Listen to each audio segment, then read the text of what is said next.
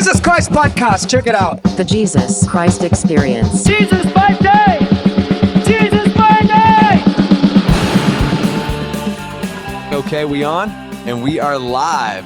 Welcome to the pod. Today we have a crowd favorite, my friend Samson. Dude, I'm stoked to do this with you. Yeah. Everyone's been talking about the show around heaven. Really? Okay, so I'm not messing up too bad yet. Nah, not too bad. That's good to hear. I think you're doing okay.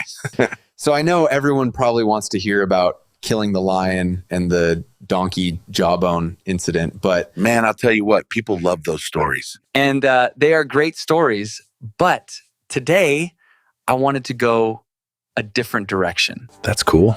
I'd like to start with something more normal. I trust you. I'm just going to follow your lead here. So let's pull back the curtain a bit. Let's give the listeners an idea of a day in the life of Samson here in heaven. Yeah, man. So I start with some prayer, 6 hard-boiled eggs, a protein shake, and then I hit the gym. Are you a free weights guy or machines, or what's your routine? Yeah, I like free weights.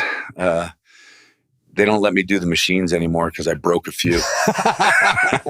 Of course you did. So can anyone even spot you and the weight you're throwing up? Well, actually, Hulk Hogan just started hitting the gym. So we've been lifting together this week. Oh, that's right. I saw him when he got here a few weeks ago.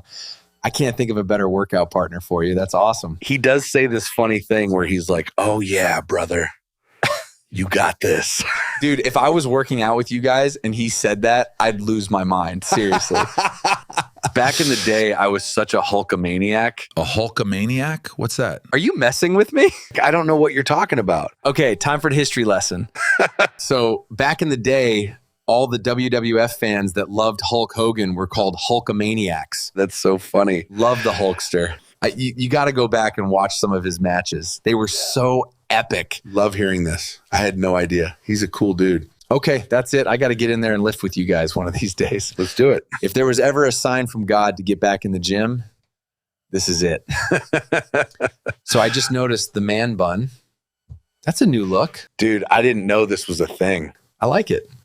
Wish I'd had it back in the day. You would have been a trendsetter for sure. Yeah. Way ahead of your time. Delilah never would have cut my hair if I'd been rocking this. Okay, that's fun. Delilah. Yeah, I was going to wait, but you brought it up. It's okay. Let's go. I think most people are just like, dude, what were you thinking? Yeah. It was so obvious when you read Judges. Man, I know. I was blind before I was blinded. So I wanted to dig into you and Delilah's relationship a bit. I'm hoping some people listening can learn something from this. Go back to when you first noticed something was off.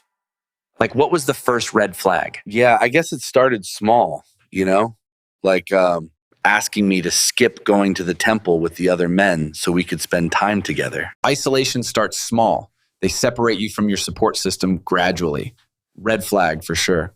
Okay, what else? When I'd come back from helping my people, she'd say things like, "You care more about strangers than me." Yeah. Making me feel guilty for my calling.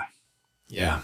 She'd suddenly get sick or have an emergency that only I could handle. Creating crises to compete with your responsibilities. This is spot on. Man, classic control behavior. She'd complain that the other Philistine women got gifts from their men, making me feel cheap if I didn't bring her something every time I came back from battle. Comparing you to others to create insecurity. So bad. It worked. Every time I set a boundary, she'd cry and say I didn't trust her. When someone needs constant proof of your trust, that's their insecurity talking. She made me feel like I was being secretive and weird for not opening up. She was totally gaslighting you. I see that now. And she just manipulated the heck out of you. I kept thinking if I just showed her everything, she'd finally be satisfied. Then finally, everyone knows the story, when I woke up and my hair was gone. And it wasn't just my strength. It was like she stole my identity. Totally. I thought losing my strength was my punishment, but really it was the wake-up call I needed. Sometimes rock bottom becomes the solid foundation you build your recovery on. And that foundation was the Lord. And once I refocused my identity on Him, it all made sense.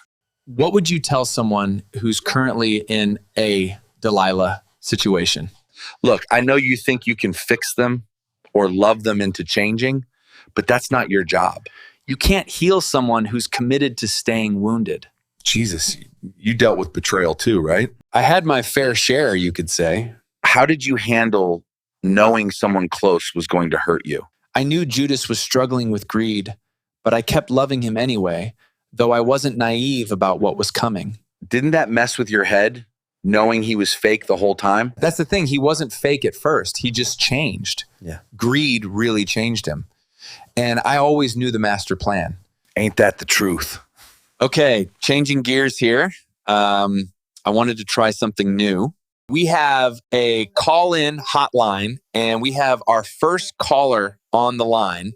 Caleb, calling from Hebron. What question do you have for Samson? Hey, Jesus. Thanks for taking my call. Samson, I'm a big fan. I'll keep it quick.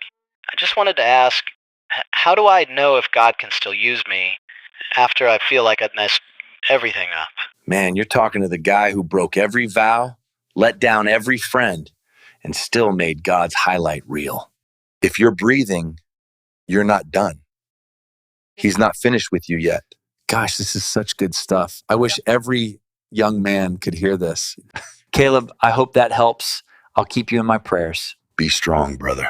So following up on that caller's question, what would you say to someone who feels strong on the outside, but broken on the inside? Give God your brokenness. Your strength won't save you. Only surrender will. Man, Samson, not everyone gets it like you. This growth is so awesome. I'll tell you what, when you get your eyes gouged out, it gives you some time to think about your life choices. Am I right? I love the perspective. That's probably a good spot to end it. Already? Dude, we can continue this conversation in the gym tomorrow morning. Tell Hulk Hogan I'll be there. Can't wait for that. Get our pump on. Before we go, you want to tell the people where they can read about you? If you want to read my story, just check out Judges 13 through 16. It's crazy.